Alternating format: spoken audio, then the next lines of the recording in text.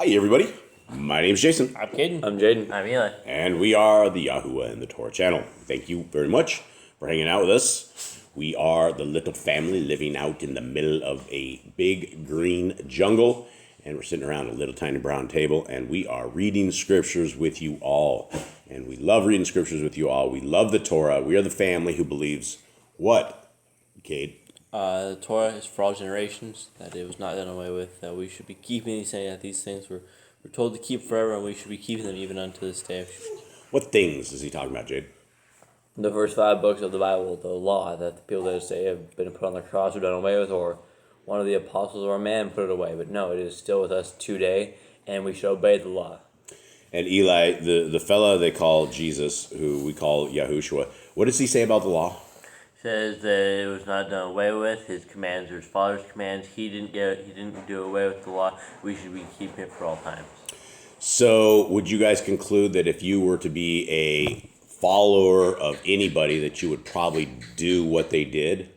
Like if you guys are a follower of like some of your weightlifting guys, I mean, you want to do some of the stuff they do, right, Joes? Like that's what we all do. Anybody? Any drafting stuff? Right. Eli? Yeah. Right. So Messiah does the stuff, and he says that we should keep the Torah, live the Torah, walk the Torah, obey the Torah, and that would be who our leader is. Gentlemen, how you doing? Good. Shabbat treat you right? Yep. Yeah. Anybody sleep well last night? Yeah, I did. Did you? Yeah, Really? I did. Huh, I that was terrible. got almost 8 hours of sleep, like 7.5 hours. Really? See, that's the thing about Shabbat is you get a lot of rest, but sometimes you get just a little bit too much, and it's hard to sleep. I had a rough night. Did you sleep good? It was all right. All good? Well, that's good. So we will go into this week, I guess, good, doing some dog baths. Guys, what you're looking at right before you is the Yah Scriptures. It is the greatest English translation that has ever been formulated before mankind. I believe that without a shadow of a doubt. When you hold it in comparison to any other scriptures that are out there, it destroys them. It destroys them from accuracy. It destroys them from the restored name of our Creator and His Son and all our forefathers and foremothers. It has the names, as far as we know, that are right. And this is still available. This is a limited edition print. We don't know if we're going to be making it back to the Big Blue Book. So if you would like one of these big blue beauties, they are 3,153 pages. They are 103 books of scriptures, just full on beautiful knowledge of our Creator. And I will give you a spoiler alert that everything from the front of the book is what it says all the way through the end in the Apocrypha, all 103. The only books that you get anywhere that ever say something that sounds contrary to the Torah is the books of Paul. And people are always wondering, like, hey, Jason, why do you discount the writings of Paul?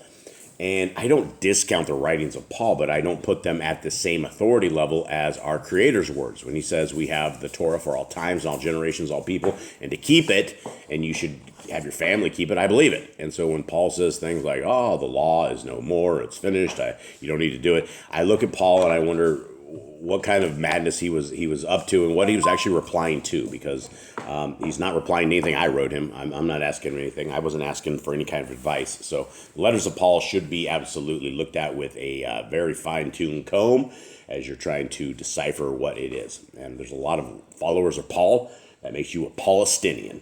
And so that makes a lot of people mad. But when you take Paul's word over your Elohim, then that is your lowercase God. So with that, and that's Michaela giving us sound effects. Did you see that? That's a lowercase God. She just went, just like that. So we have special effects in this as well. All right, so we are into the book of Isaiah, chapter 29 to be precise. And somebody give me a breakdown of the days of Saul to the days of our prophets. So we had Saul, he was anointed king, he was a donkey herder, and on his donkeys, he ended up finding Samuel. Samuel told him he was going to be the next king, and donkeys were all right, sent him back. Saul became king and did pretty good. He went to war quite a bit.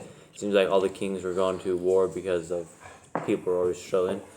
And then he was doing good. He had children. He had Jonathan, which was a great person. And then he started going astray, not obeying the words of Samuel or Yahuwah, and he started breaking laws. So he went and basically got kicked off the throne. He basically went and found David, Samuel did, anointed him so he'd be the next king, and Saul went crazy and lost his mind. He started fighting people and throwing spears at people, and even the people that would calm down with their songs, like David, he would throw spears at him.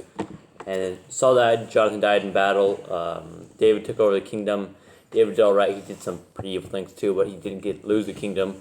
Solomon lost half of the kingdom because he was a wizard, started doing magic and sacrificing other Elohim. He broke the commands even worse than his father did, or even Saul. Mad commandment breaker. Yeah, and then his son did bad, and his son just kept on going, and it kept getting worse. They forgot the Torah. They forgot what they were supposed to do. They forgot whose people they were. And sometimes you'd get a good king here and there, but it wouldn't last long, and they'd go right back to idol worship and sacrificing children of Moloch and evil stuff like that. And we are in the days of latter kings, and they are getting prophesied to by Isaiah of destruction. Isaiah also prophesying of destruction of all these places around Israel, and also prophesying about the future for them, the Messiah to come, which was Joshua. And in the days of Isaiah, we had Uzziah as king, Jotham as king, Achaz as king, Hezekiah from the Judah side, and then we had... over on this side, we had Jeroboam. Actually, it started a little bit into Jehoash. Then we had Jeroboam, Zechariah, Shallum, Menahem, Pekah, and Pekah, and Hoshea. Okay, and so here we are. Let us get into this. And, Nori, get out. The dog just stole Jaden's chair. Nori, come on. That's all right. All right, well, I guess the human will stand and the dog will sit. Okay, here we are, Isaiah 29. Woe to Ariel, the city where David dwelt. Add year to year, let festivals come around. And I shall distress Ariel, and there shall be mourning and sorrow, and it shall be to me as Ariel. And I shall encamp against you all around. I lay siege against you with a mound, and I shall raise siege works against you.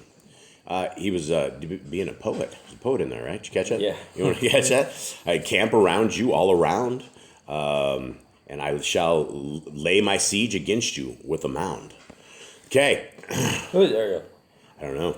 Somebody look it up. Look up who is in Isaiah 20. Most likely a country or something. Yes, somewhere. Look it up. Ariel of Isaiah 29. And you shall be brought low, and speak out of the ground, and your speech shall be low out of dust. And your voice shall be like a medium's out of the ground, and your speech whisper out of the dust. So whoever this is getting completely, utterly destroyed. Yeah, and it's interesting. A voice shall be like a medium's, so like a fortune teller's. Yeah, Out of the ground. Are we talking like dead? Or are we talking like why? How do the mediums get tossed into this? Because I think they die. I think what he's saying is like basically you're going to be just like them. The mediums are dead, so you're going to be basically the same for you. And we have Torah commands that mediums are not a good thing. Did you find it yet? It says Ariel's referring to Jerusalem. Oh, Jerusalem? The actual city? Mm-hmm. The Jerusalem? Yep. Oh, okay. Maybe it's a nickname for it? I guess. Or something? I've never heard that. Yeah, I don't know. Okay, well, there we go. Have you confirmed that? Have you confirmed that with multiple sources? Okay, 5. But the crowd of those strange to you shall be like fine dust, and the crowd of ruthless ones as chaff blowing away. And it shall be in an instant, suddenly. Now we're hitting our world that we live in right now. We live in an instant world. They didn't used to live in an instant world back then. It took a lot of times to do things. We are the instant kind of world. And this is when it will happen. And Jerusalem definitely got owned. It got overtaken multiple times. Eli, second sources? It all says it's Jerusalem. Jerusalem. Okay. You shall be visited by Yahuwah of hosts with thunder and earthquake and great noise, with whirlwind and storm and flame of devouring fire. Then the crowd of all the Gentiles who fight against Ariel, even all who fight against her and her stronghold and distress her, shall be as a dream of a night vision. And it shall be when a hungry man dreams and see he eats, but he awakes, and his being is empty. Or as when a thirsty man dreams and see he drinks, but he awakes and see he is faint, and his being is longing. I was always wondering if anybody else was hungry when they fast in their sleep. You guys ever get hungry? You ever eat and you're get hungry and then wake up and you're not hungry? Yeah. Or you're real hungry? Thus shall the crowd of all the Gentiles be who fight against Mount Zion. Pause and wonder. Blind yourself and be blind. They are drunk, but not with wine. They stagger, but not with strong drink. For Yahuwah has poured out on you the spirit of deep sleep and has closed your eyes, the Nebiim, and he has covered your heads, the seers. And the entire vision is to you like the words of a book that is sealed, which men give to one who knows books, saying, read this, please. And he said, I am unable, for it is sealed. And the book is given to one who does not know books, saying, read this, please. And he said, I have not known books. And Yahuwah says, because this people has drawn near with his mouth and with his lips, they have esteemed me, and it has kept its heart far from me, and their reverence of me has become a command of men that is taught. This reminds me of the Christian religion, right? Well, this is what Yoshua says, because like he says, like their heart, they honor me with their lips, but their hearts are far. Yeah, he's quoting Isaiah's stuff right here, but Isaiah is just quoting what Yah has to say, right? And this is the world that we live in right here, right? You have the Christians, and it doesn't matter. You can pinpoint the Christians, you can pinpoint anyone, but any religion that is out there, they all say that they love God. That is the premise of why you go to church. You love God. If you ask anybody who's in religion, do you love God? Yes, we love God. Well, the question then must become, why don't you love what God teaches? Why don't you love what Yahuwah has spoken, which are the 5 books that we have been given? And they will immediately come up with something. Those are dead. Those are on the cross. They've been abolished. Jesus came to get rid of them. And they don't even know them. And so those are people who are saying, oh, I love God. And they sit there in these 501c3 churches, and they're heading to one today. And they're all going to be with this organ music and the piano music. They're going to be closing their eyes and lifting their hands up in the air. And they think the Holy Spirit's coming. They're going to be just kind of dancing around. It's going to be it's a seance. It's a ceremony of Satan. And Satan is the one that is in these churches. Our Elohim Most High is not in a church made by man on a Sunday, worshiping on the wrong day the way that men teach. And so you can't say that you love your Elohim with all your heart, mind, and soul, but yet you hate his words, or you're a hypocrite. That makes you a complete hypocrite. 14. Therefore, see, I am again doing a marvelous wonder among this people, a marvelous work and a wonder. And the wisdom of their wise men shall perish, and the understanding of their clever men shall be hidden. There's so many things that our Creator controls amongst all of us. Little things here and there, a thought here, a thought there. The Yah Scriptures was a thought that came as I was sitting there working on an exercise machine. I was just sitting there out in the middle of just doing what I normally do, cranking away, and all of a sudden there was this thought that I had that, what if we could stop the evil that the Hallelujah Scriptures has been doing? We chase her away from that. And hold on just a second. This is a dog. Hannah, psst. That's enough. She's like, I'm thirsty. No, you're not. Okay. That is that's the thought that just came out of nowhere. And when our Creator says things in this book that, wise men, their wisdom's not perish and the clever men shall be hidden, that's the same thing, right? The Boss clan was not qualified. We're not the right people probably for this job, but we did this job regardless. And it was one of these things just out of like, boo, where did it come from? I don't think it came by my own counsel. 15, woe to those who seek deep to hide their counsel far from Yahuwah, and their works are in the dark. They say, who sees us and who knows? How perverse of you. Should the potter be reckoned as the clay? Should what is made say of its maker, he did not make me?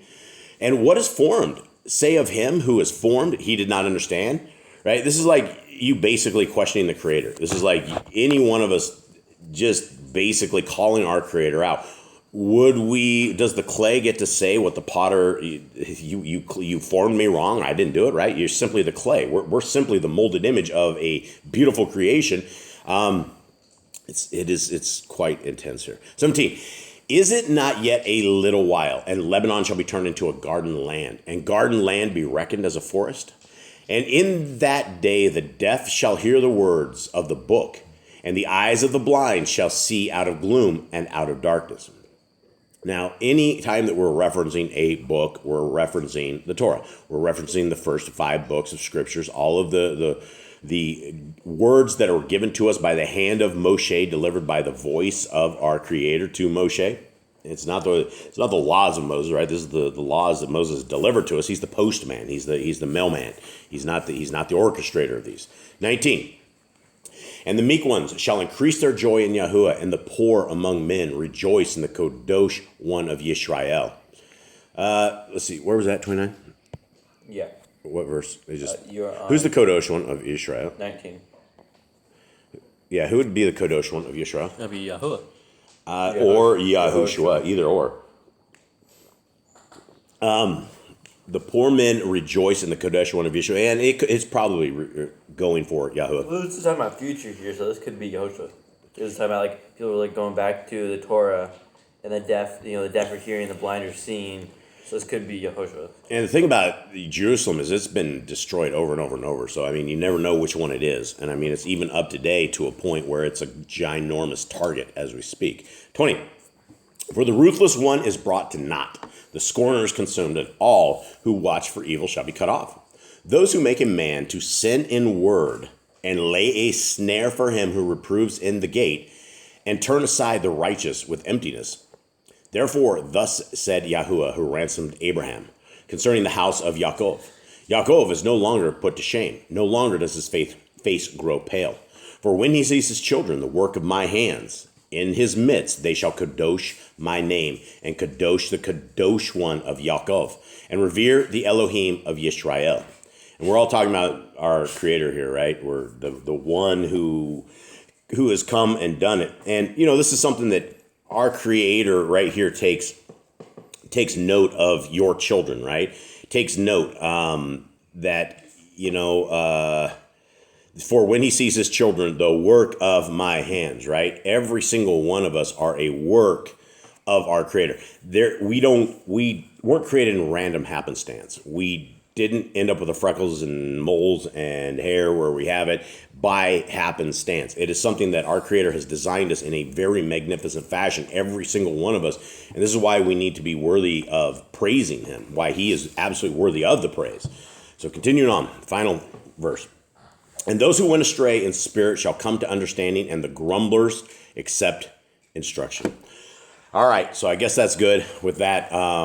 Anyone have anything? Read your Bibles. Have a good week. Yeah, read your Bibles. Have a good week.